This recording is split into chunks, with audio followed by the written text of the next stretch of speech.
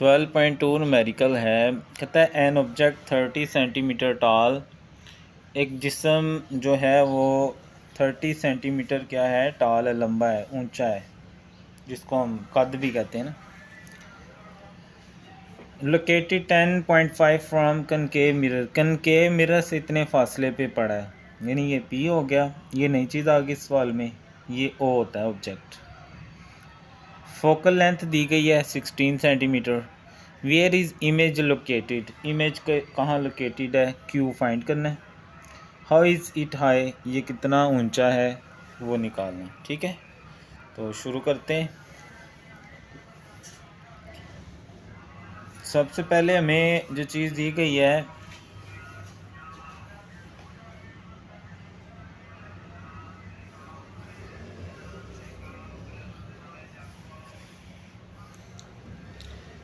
Object height. ठीक है, सबसे पहले हमें दिया गया है ऑब्जेक्ट की height.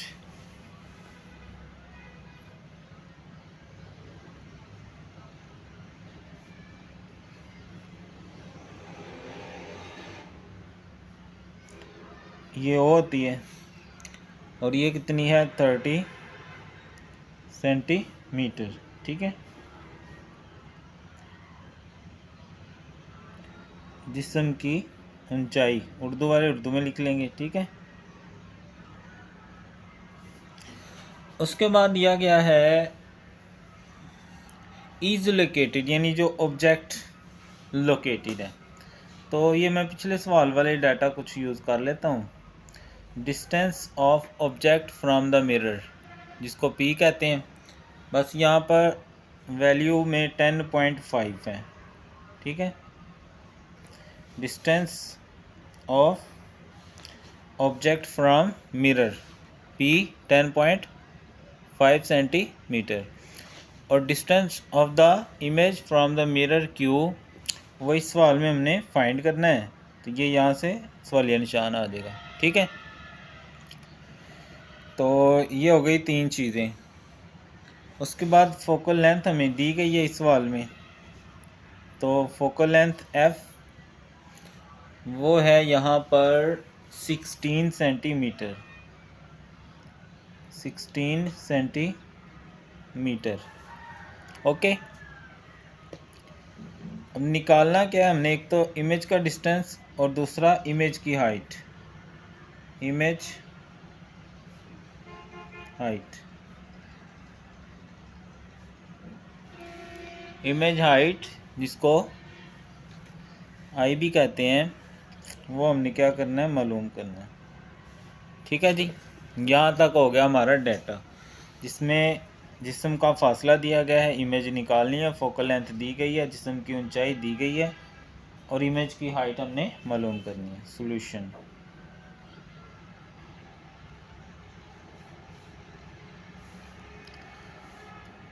Bye mirror formula, by mirror formula. Mirror formula क्या है, 1/f बराबर 1/p जमा 1/q। f जो है वो 1/16 है, p जो है वो 10.5 है, और q हमने मालूम करना है। ठीक है, q हमने मालूम करना है। तो 1/16 इसको इस तरफ ले आएंगे, नेगेटिव हो जाएगा, ओवर 1/q। यहाँ हम करेंगे देसी एलसीएम, नीचे वाली नीचे ज़रब हो जाएंगी, ये वाली उधर चली जाएगी और ये वाली उधर चली जाएगी, 1/q। ठीक है, अब ऊपर माइनस कर लेते हैं।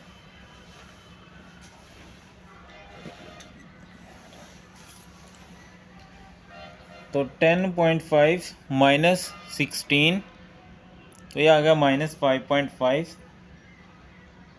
नीचे मल्टीप्लाई कर दें, 16 × 10.5, ये आ गया 168। अब मुझे Q चाहिए, 1/Q नहीं चाहिए, तो इसको मैं उल्टा करूँगा तो ये हो जाएगी Q/1। इसी तरह इधर भी ये रकम उल्टा हो जाएगी। जो काम एक तरफ करें वही दूसरी तरफ करना होता है, ठीक है। अब इनको डिवाइड कर लें। 168 डिवाइडेड बाय 5.5 तो ये आ गया 30.55 या 54 लगा लो, माइनस 30.55 राउंड कर लेंगे तो ये आ गया हमारा Q। अब बच्चों अगर आपने सवाल पिछला बड़ा गौर से समझा हो तो मैंने बताया था कि जो कन्वेक्स मिरर है ना उसमें फोकल लेंथ और इमेज नेगेटिव होते हैं, और जो कनकेव मिरर है उसमें नेगेटिव नहीं होते बल्कि पॉजिटिव होते हैं। फिर आप कहेंगे सर यहाँ तो Q नेगेटिव आ गया।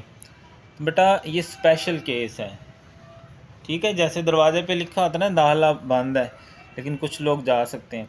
ऐसे बाज़ केसी में यानी इमेज बहुत बड़ी है या ये इमेज Q ज़ाहिर कर रही है कि ये जो है ना मिरर के पीछे बनी है, तो ये एक स्पेशल केस है जिसमें Q क्या आ गया हमारा नेगेटिव आ गया, ठीक है।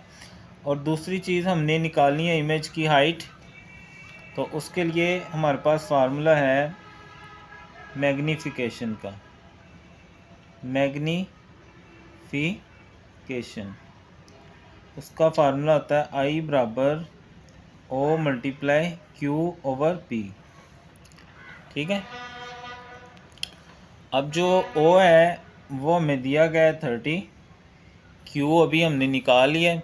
अच्छा नेगेटिव सिर्फ उसके एक तो ज़ाहिर कर रही है कि इमेज पीछे बनी है मिरर के, तो नेगेटिव यूज़ नहीं करना, ये सिर्फ पोजीशन के लिए हमने सिर्फ वैल्यू लेनी है 30.55 और P जो है वो हमें दिया गया है 10.5, ठीक है। सिंपल कैलकुलेटर यूज़ करेंगे। ये रकम लिखी हुई है मैंने, मल्टीप्लाई 30 तकसीम 10.5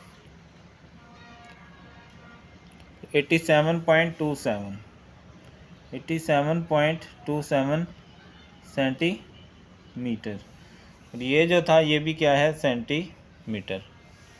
ओके जी, ये था न्यूमेरिकल नंबर 2 जिसमें हमें ऑब्जेक्ट की हाइट दी गई थी, distance of the object from mirror 10.5, distance of the image मालूम करना है, फोकल लेंथ दी गई है 16 सेंटीमीटर, मिरर फार्मूला हमने और इमेज हाइट दी गई थी। मिरर फार्मूला से हमने Q निकाल लिया और मैग्नीफिकेशन से हमने इमेज की हाइट मालूम कर ली। यहाँ पर ये दरा के नेगेटिव हुई, यहाँ पर हमने देसी एलसीएम लगाया, नीचे वाली नीचे, ये वाली उधर, ये वाली और आगे आपके सामने है, ठीक है।